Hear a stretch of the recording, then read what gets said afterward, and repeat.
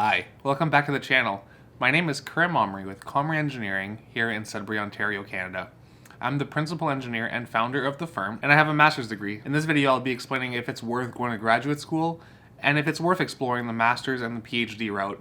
I'll talk about the pros and cons, and I'll also talk about the real-life implications when making that choice. But as always, before we get too far into the video, please make sure you subscribe to the channel, like the video, and comment down below for any video ideas you may have.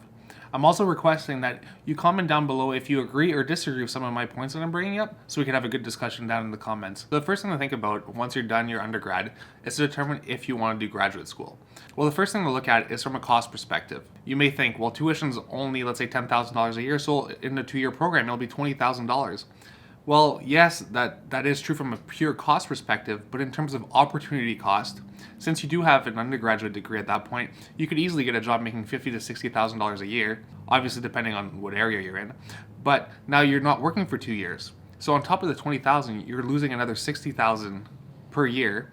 So you're looking at something closer to $140,000, and that's just in tuition costs and opportunity costs. That doesn't include your housing expenses, as well as food and all your other expenses that you're going to have during that program. So you might be looking at something close to $180,000 to do a master's degree. So from a pure return on investment perspective, you'd have to increase your earning potential by that much over a long period of time, say 20, 30-year career, to get that money back. So that's just something to keep in mind, depending on which field you're going into and which your areas of interest are, that may be worth it. But again, make sure you keep that in mind when determining the cost of doing your master's. Don't look at it simply as tuition and rent and food. You have to look at it as well from an opportunity cost standpoint. The faster you get to the working world, the faster you start making money. Now, cost aside, there are really two things to look at if you're going to go into a graduate degree program. The first thing is, do you want the educational growth that'll come along with it? So let's say you're doing a thesis-based master's program. Is that thesis and those courses, are they going to lead you closer to that dream job of yours? In terms of talking about careers, some people might want to go down the research route, which is completely understandable. And for that, you do need a master's degree or a PhD to be able to show that you've understood the scientific method. So you'll be able to learn how to publish papers in peer-reviewed journals, as well as attend conferences. And another way to look at it is really you'll be getting paid networking opportunities. So you'll be able to go to trade shows, meet industry leaders, and really hone in on the research that you want to do. So if you're passionate about research and improving the overall knowledge base of the world, then yeah, a master's and a PhD is definitely a path to take. There are some masters and PhDs that are industry funded, so essentially you're partnering up with a company to develop some IP or some technology for them.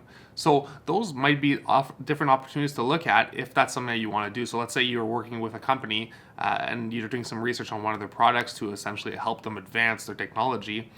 Then that master's degree might essentially be really good in terms of getting a permanent and long-lasting position within that company. So that's, again, something else to keep in mind. That's why you have to do a little bit of research in terms of determining which job you want after your master's. Do you want a job that requires a master's?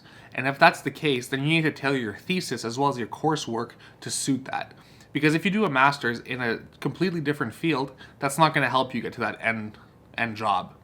So you want to make sure that you line everything up to be able to get that. Let's say your end job requires a master's in robotics and high-end computer vision. You don't want to be doing a master's degree in thermodynamics. While you will have the same piece of paper, you won't have the experience required to be able to pursue that job. Let's say you're in Vancouver, an area that requires the seismic design component of the structural engineer.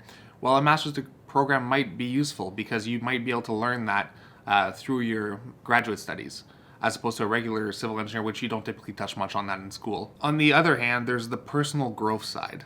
The personal growth means that through a master's program, you're going to be exposed to things that you weren't exposed in the undergrad. And that's what I found helped me a lot. In terms of getting better at learning independently, doing work by yourself under minimal supervision, and being able to essentially increase your work ethic, increase your rate of production, increase your quality of work, and really make you more independent. That's something that was almost, on my end, very important because I did my master's because I wanted to get better at those skills. The thesis portion was interesting at the time in terms of learning new things, but I really wanted to hone in on my independent skills because my dream was almost to become a principal at a firm or starting my own firm. So by learning those independent skills, I was able to apply that out of school and in my first job. And clearly I moved up the ladder pretty quickly and then eventually started my own firm because I have those skills that aren't really taught in school. And those are the soft skills that you'll get from a master's program. And again, that means getting better at communication because you are going to be writing 200-300 page thesis. You're going to be doing a lot of independent research, which means you're accountable to yourself to do the quality work.